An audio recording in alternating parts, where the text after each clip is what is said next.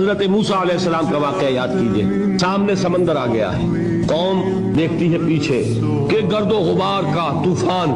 معلوم ہوا کہ فرعون اپنے لشکر سمیت آ گیا. پوری قوم نے کیا کہا, اے موسیٰ ہم کو پکڑے گئے, موسیٰ ہمیں یہاں مروایا لا کر, اس سے تو ہم ہی بہتر تھے. تو لڑ رہے ہیں حضرت موسیٰ علیہ السلام سے. یہ تورات کی تفسیر ہے. اس وقت موسیٰ کا جواب کیا ہے, اللہ ان معی ربی سیہدین, نہیں میرے ساتھ میرا رب ہے, وہ راستہ دے گا. بتائیے کہاں راستہ نظر آ رہا ہے؟ یہ ہے ایمان بالغیب. راستہ نظر نہ آئے تب اللہ پر یقین ایمان ہے. جیب میں پیسے ہوں اور تب دل کو اطمینان ہے, تو ایمان کس پر ہوا؟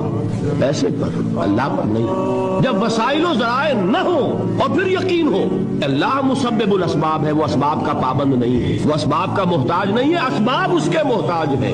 اگر یہ یقین ہے تو اللہ پر ایمان ہے, یہ نہیں ہے تو تمہارا ایمان اسباب پر ہے.